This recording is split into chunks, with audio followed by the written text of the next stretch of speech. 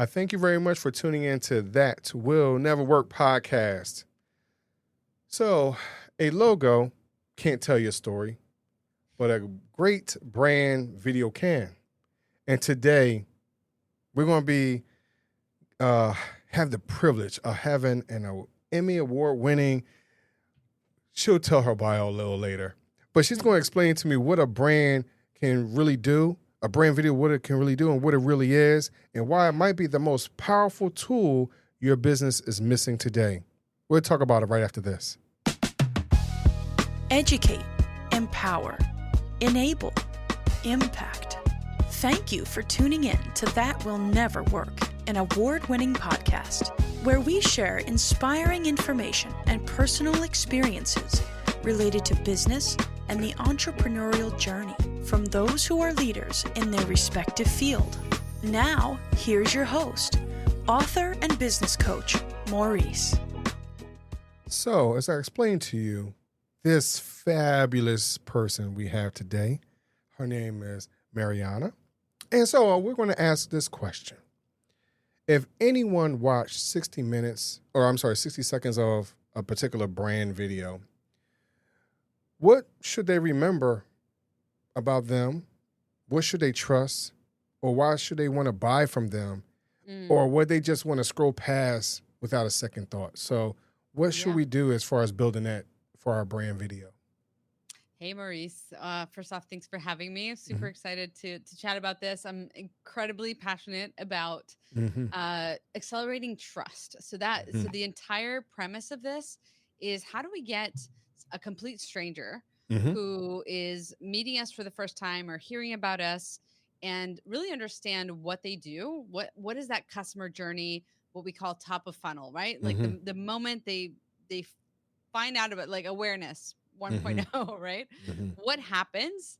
And then how do we use our story? Like, what is the best way to accelerate know, like, and trust? We know that we need to build know, like, and trust for people to buy from us. Right. So how can we make that process faster? And what happens is, so many of us in business, we've just accepted this really, really stinky, terrible myth that it takes 6 to 12 months of posting all the time on social media. Oh my gosh, like, I'm putting my kid to bed at 8 and like, I haven't posted today. Like, what am I going to put out there? Most of us, when we're starting our businesses, we don't have social media marketing teams. We don't have an agency. We don't have the support that we we could have, right? That would help us with all of that stuff, with being consistent about sending our emails, about creating that content, about showing up on social media. But we've believed this myth that it takes 6 to 12 months of doing this consistently every single day, or at least like 3-4 times a week, in order for people to trust us and buy our offer. Right. And I love to flip that on its head, because not only is that a disservice for the people that we're serving with our offers and with our products, it is a disservice to our business, obviously, because this longer it takes you to make a sale, the less money you make. Think about it.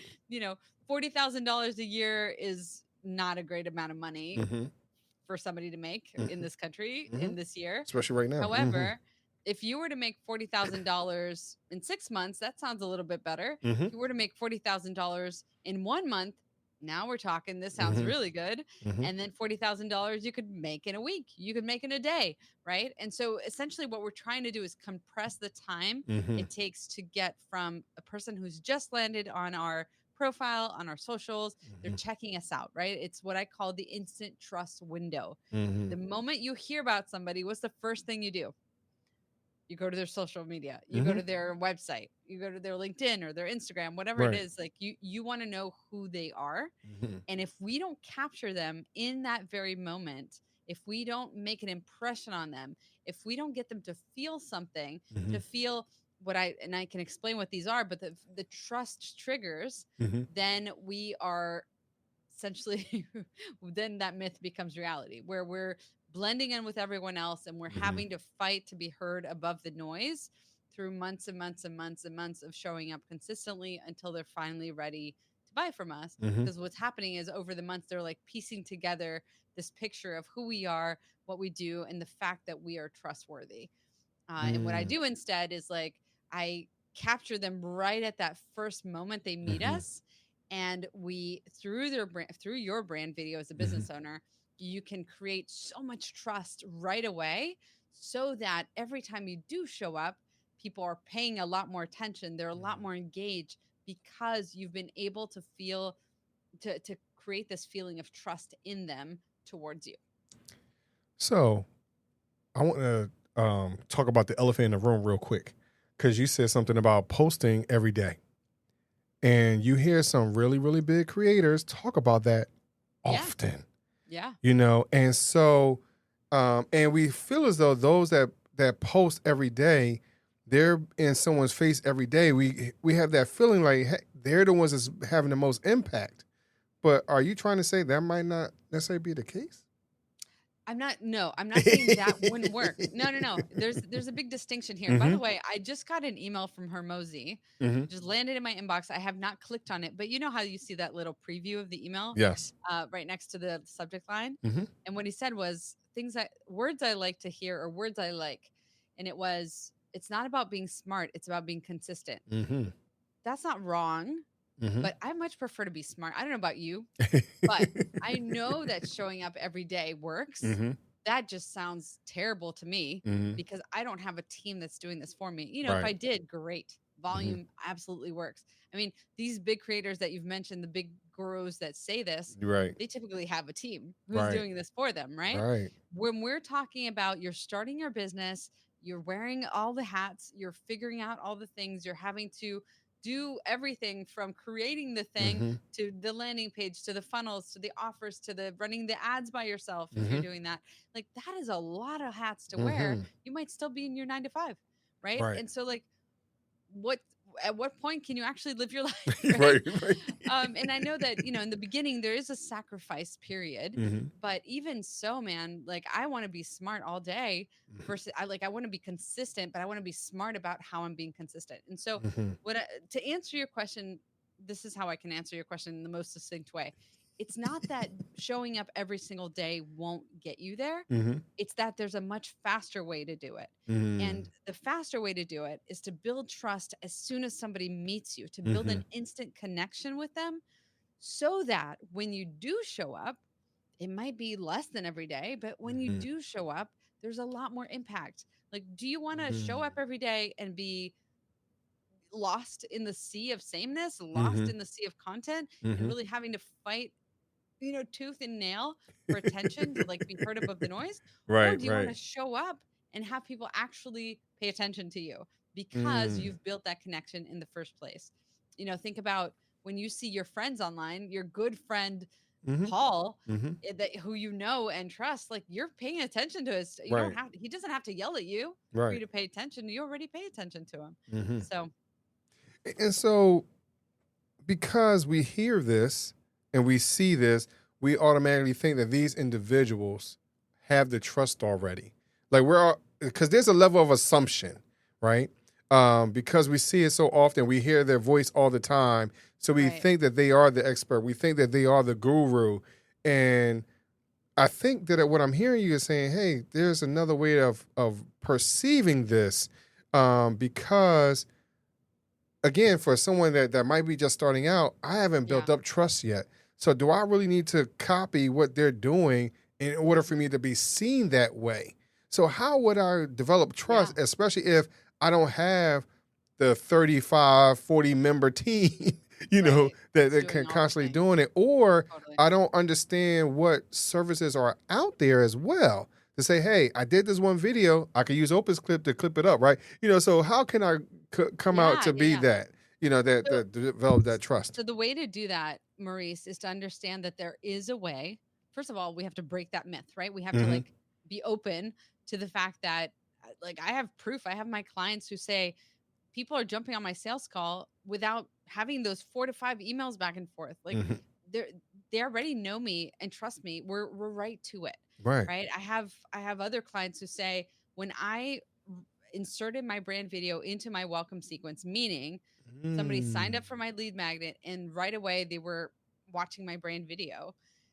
The open rate skyrocketed, but more importantly, the click-through rate skyrocketed. So people not only were watching her brand video, the click-through rate skyrocketed and the response rate to that email skyrocketed. Meaning people who'd never met her before not only were clicking through to watch her video, but then coming back to the email and responding, sharing their own stories. Like, how impactful is that to get replies from completely cold audiences who have just met you, right? They are so much more engaged. Think about this. Every time she shows up, people are going to pay attention to her. And so again, breaking that, fixed idea that it takes showing up all the time. It takes, fighting to be heard. It takes showing up as the expert constantly. Right. And what I do is I help entrepreneurs realize and understand how to use their story, their own personal story, the thing that nobody can copy from them, the thing that AI can't, create without them, where you're not shouting above the noise, using your story in a way that creates that instant connection. And so the way that we do that is by hitting what I mentioned before, which is the 4 trust triggers. What are those? This is what you need to make your audience feel when you tell your story. You need to make them feel that you've got them, right? They need to feel. No, I'm sorry. The first one is that you understand them deeply, that you get them. Very, very, 101 marketing is understanding your audience better than they understand themselves. It's very, very deep. So when I work with my clients, we go in extremely deep, way beyond demographics of like, oh, my client avatar has 2 kids, lives in Austin, Texas, and does this and makes this much a month.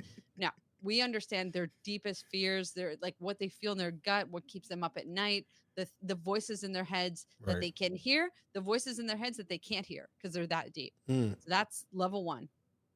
Trust trigger number 1. Trust trigger number 2, they need to feel that I get them and that I've got them, right? I'm the expert. So I get them. I've got them. I'm the expert. This is where the expertise comes in. I'm so sorry. I'm messing up the order here. I get you. The second one is I care about you. Okay. They need to feel that you're not just a number. You're not just a lead. You're not just a dollar sign, right? I often quote like these bro marketers who love to share their Stripes screenshots, right? I'm like, I don't want to buy from you, dude. I don't want to be a number on your Stripes screenshot. Right. Like I need to feel, and buyers are getting more and more sophisticated, right? We're talking about the trust recession right now in the online business world. And so I need to feel like you care about me so much that you will work with me to get results. Like you don't just care about making the sale and walking away. Number 3, I've got you. That means when I think of you, I think of the expert who will give me relief from my problem. Like I can trust you. Like trust is actually relief, right? When I trust you to help me solve my problem. Wow. Yes. Yep. There's relief, right? Where we're shedding weight of worry and weight of like this burden that's been on us from having this problem. So that's the 3rd layer of expertise, that you have the experience, you know what you're doing. I've got you. Number 4 trust trigger, we vibe. Our personalities align, right? Because you can get me, you can care about me, you can be the expert in this space in the thing that you do, but maybe our personalities are not the same. Maybe our values are not the same. Maybe, you say certain things in certain ways. I'm like, ooh, that's not really what we don't vibe, right? So that's number 4. There needs to be like a personality alignment. And this is especially true if you are a coach or a course creator, sort of in those fields where you're very much the voice of the business. If you're, in the product space, that's a little less, that's not true. Like think of all the products that we buy where the founder feels like somebody that we would be friends with, right? We buy so much based on alignment of values nowadays. So the 4 trust triggers is what you need to hit with your story in a video, because obviously video we know has so much more impact, so much more quickly. Like we digest video 60,000 times faster than we do with words. And so, yeah. That's a So, brand video in a nutshell. 2 to 3 minutes.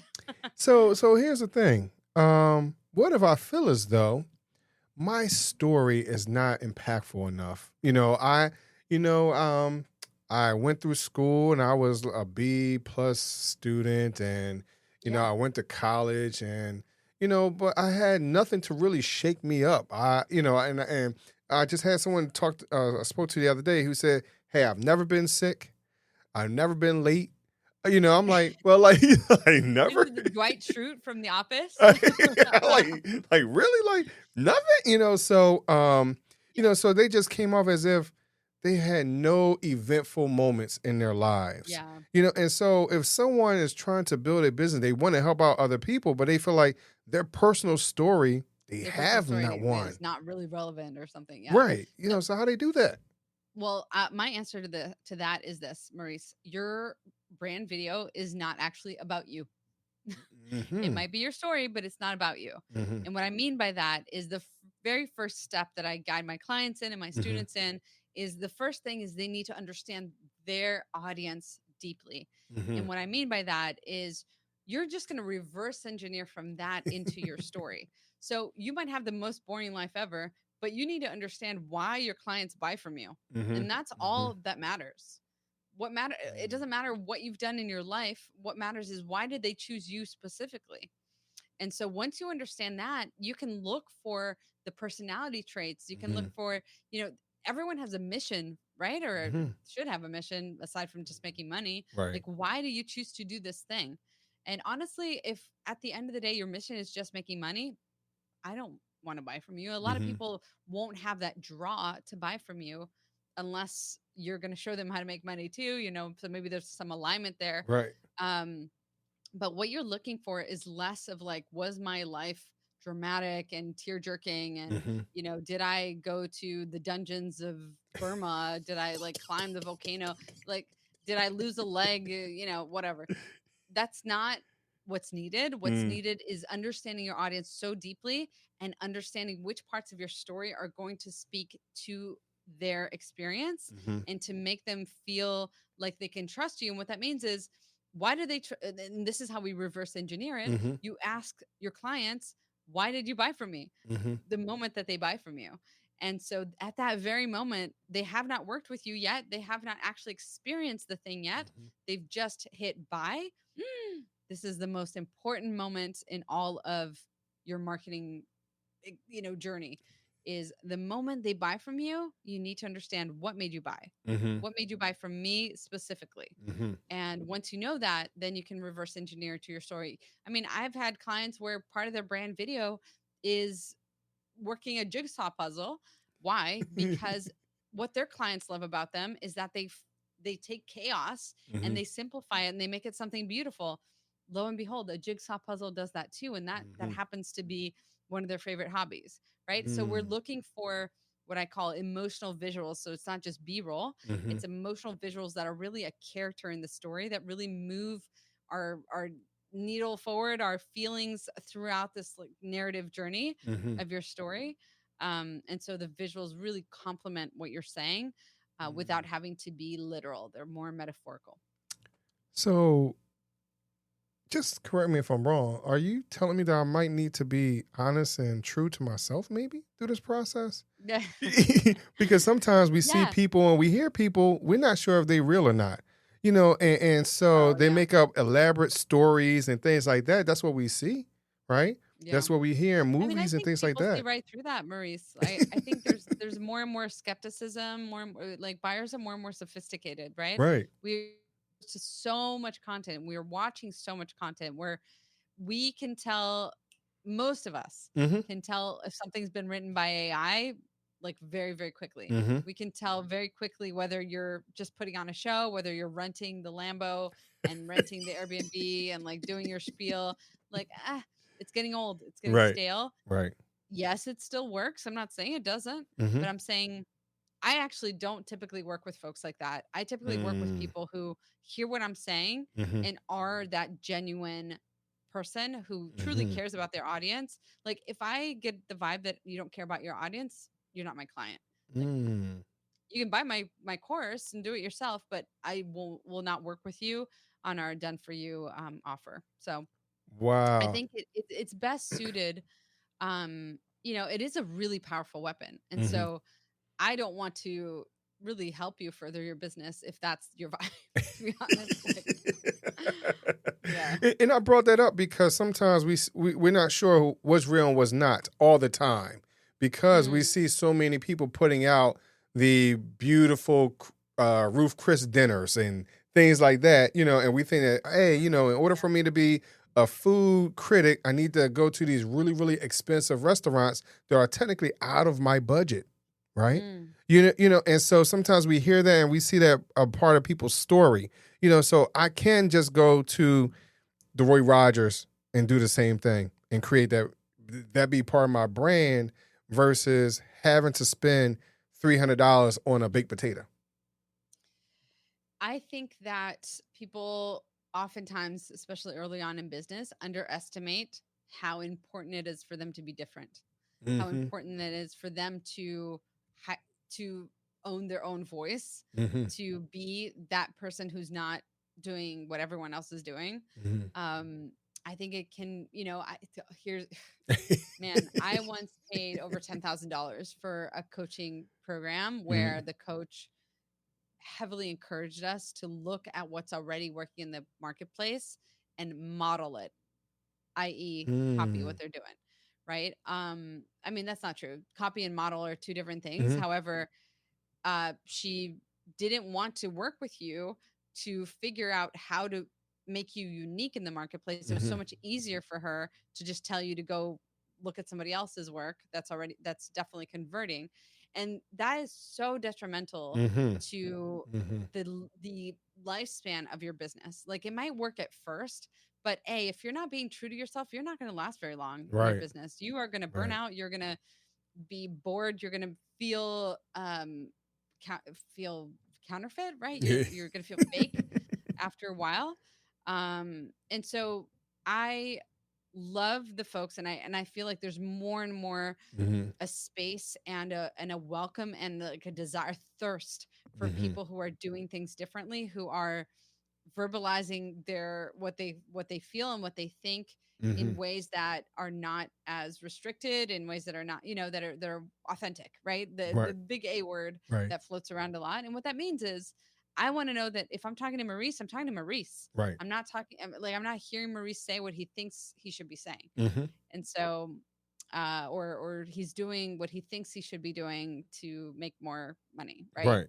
To further his business. Like, I want to get your take on the, like the $15 potato. I don't Right. know, or $5 potato. I don't know. $15 still sounds like a lot.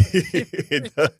And on my end, I do believe that you need to be authentic. You need to be yourself. And Yeah, if that means that you're going to Roy Rogers, even though it's not that many around, but you go to Roy Rogers, 7-Eleven, whatever it is, yeah, whatever's available to you, make the best out of it, because that's who you are and that's your environment. And there is a market of people that are in that same space. Everyone is not looking to be, at a Ruth Chris or some type of Brazilian steakhouse or something, because that doesn't always bring people in, and so I think that even like for this podcast, I know it's not fit for everybody, right? But because I know I am genuinely who I am, I like to laugh, I like to joke. you're gonna bring your people in. Right. That's all that matters. you The know people that you want to be around. That's such a great point to Maurice, because I feel like I've attracted my clients and my students have all been people who I genuinely love to work with. I've hmm not attracted any jerks, any a-holes, like, right. excuse my French. Like, everyone has been so awesome, just like hmm genuine awesome people. And I really feel like that's a result of, like, you and on your podcast, just like being yourself, speaking like yourself. right. I think there's some level of refinement, and Yeah. I don't share all of the nitty gritty of my business Right. sometimes. Or Right. I think it's, one way that I've heard it said is that sometimes it's a lot more important sometimes to share the scars and not the open wounds. hmm Like, there's a little bit of gatekeeping, but hmm when I do show up, I'm not showing up as anybody else. right. So Right. And there has to be, you can't tell all the secrets. You can't give up It's everything. okay. And I think it's actually okay. It's totally fine. But see now, on my end, I don't mind sharing because guess what? I can give you how I get it done, right? But guess what? It's not me though. Mm, You get what I mean? And with my flavor, my processes, I could tell you step yeah. by step and how I work it through, but it's not going to be my attitude towards it. It's not going to be my insight or my experience. So, for an example, do I do some video editing and shot some videos and stuff in the past? Yeah, I have, but I'm not on your level. You get what I mean? Yeah. You get what I mean? Mm, But you know, but the reality is that we both have touched it. We both have the same type of experiences, but one end you have your flavor and I have my flavor.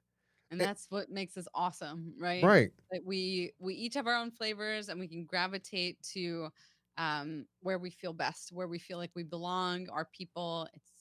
That's exactly how it should be. But see, I think that sometimes people will feel intimidated because of where you might have been in your life, right? What you have Mm, achieved, whatever. Is like, she'll never talk to me. You get what I mean? She don't have time for me. Why would she? Because she hasn't achieved. I mean, she's achieved way more than I ever will. And sometimes now I have to put on a whole new show for you, song and dance, right? Just to try to impress you. But what are you really asking for? Are you really asking to meet the real me? Are you serious? Do you want that? And sometimes we don't understand that genuineness that speaks more volume than doing that song and dance part. yeah, I think there's a little bit of that. Not, I'm not no Alex Hormozy or something, but I also feel like, you know, people who do have a lot of people trying to meet them, a lot of people trying to get a coffee with them. First Hmm. off, um, there are lots of people underneath those people that Right. would still be amazing mentors, amazing advisors that are way more accessible. Hmm. So you don't have to always talk to the top of the top of the top. Not again, I'm not there, but I'm just saying there are lots of people who are ahead of you, a few steps ahead of you, who would be amazing folks to Right. network with. So that's one. Second of all, if you come with humility, if you come with how can I serve you Hmm. and not just what can I take from you, Hmm. most people, and this is what I love about entrepreneurship, is that the majority of people that you meet will be open to helping you because they were once there. Right.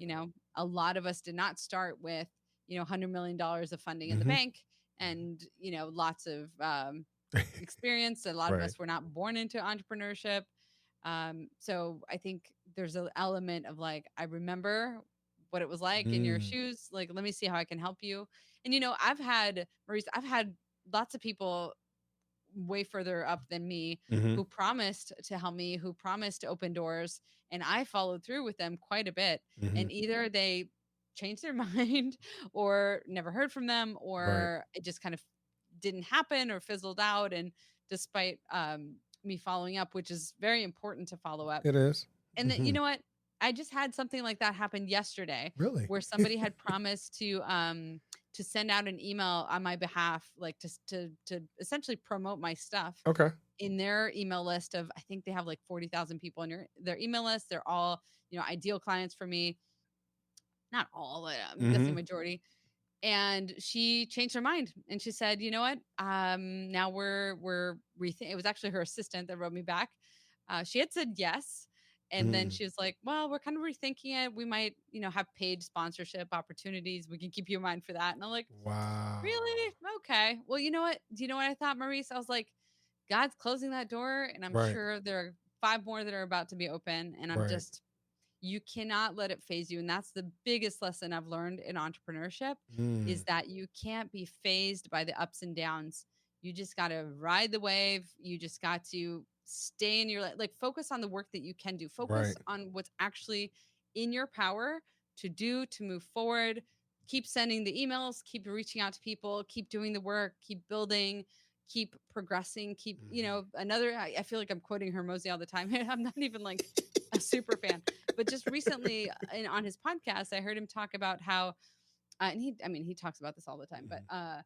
how if you keep at it and you keep improving, Mhm. there is nothing keeping you from winning, Mhm. right? Like there's an element of time, as long as you're improving over time, Right. but the consistency over time will get you there. And just knowing that you will get there. Mhm. Like in my mind, I'm a multi 8-figure business owner. I'm Right. not there yet, Right. but that's where I am already, if that makes sense. I'm just like building my way there.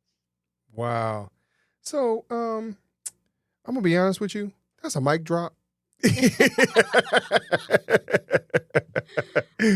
But I appreciate you coming on the show. I mean, that was there's nothing else I could say to that besides just everybody keep your head up. And so for those of us that are not sure of ourselves still, where can they reach out to you and find information about you, talk to you, maybe, take that self-coaching program, before they talk to you directly, whatever it might be, Yeah. how can they reach out? For sure. So I'm on Instagram at Brand Magnetic. Give me a follow there. Say hello from Maurice's podcast. I'd love to say hello back to you. If you are interested and curious, if you're listening to at least the first half of our conversation here Mhm. and thinking, man, that would be so interesting to have a brand video, or to at least know how to tell my story Mhm. in a way that connects with people right away. If you're thinking like, my marketing is like not really dialed in, like if people land on my page, I don't know if they're really connecting with me or if I'm just kind of blending in right now. I do have a cheat sheet to help you, and it's going to help you really understand how to start building that like more practical way, how to start building your brand story. And you can grab that at brandmagnetic.com/cheat sheet. All right. And of course, everyone, that information will be in the show notes. So if you're walking, running, swimming, whatever it is, you'll be able to come back to it and get the information. So I thank you very much for coming on the show today. Thanks, Maurice. Awesome to be here. Sure, no problem. But before I let you go, I got the question I got to ask you, right? You do. So, again, no parameters. Use your imagination. Would you rather choose 3 doors or a fork in the road? I would rather choose the fork in the road. I'm guessing a fork has 2 options, whereas the 3 doors have 3 options. Mhm. And if at least one of them is a great option, my Mhm. chances are higher of landing on a great option. The other thing about the fork in the road is that I can see the road ahead, Mhm. right? Where I can kind of assess. I have a bit more data. Mhm. So yeah, I would choose the fork in You the road. choose a fork in the road? So, with that fork in the road, because we're at one right now, I'm going to ask you another question before Okay. we go. So, if you could choose anyone to sing a duet with, dead or alive, who would that person be? Pavarotti. Really? Probably, yeah. I think his voice would like overcome mine, and people would show up in droves to watch him. So yes. Nice. Yeah. Yeah. So I appreciate the insight on how you look at yourself and look at business, and even the audience that you're speaking to. I think those are the type of things that we could say, hey, you know what? I vibe with her in those Thank situations. you. Well, if you come into my world, you'll see my brand video, but you can also watch it at brandmagnetic.com/Mariana. Mhm. I usually recommend people watching that before they listen to me talk about a brand video, because then they kind of visualize it. They can feel what it's about. And that's Right. so important, because that's like the biggest driver of sales for me is Mhm. people actually watch them. They're like, oh my gosh, like I'm not even their ideal client. And now I feel like this is who I would recommend to other people. Right. So yeah, if you want to experience it for yourself, make sure to watch the brand videos on my website and things like that, because then you'll actually get a feel for what happens when you do this. And I'm gonna tell you, because I watch the videos myself. And it's actually still up on my screen right now. And I have to say that you bring an element to that makes it feel like us regular humans can do it. To be honest. Oh, good. Yeah, I love that. I'm a regular human too. I'm not AI. I know, right? Yeah. But I appreciate you coming on the show. Thanks, Maurice. Sure. And I thank y'all very much for listening to That Will Nevr Work podcast.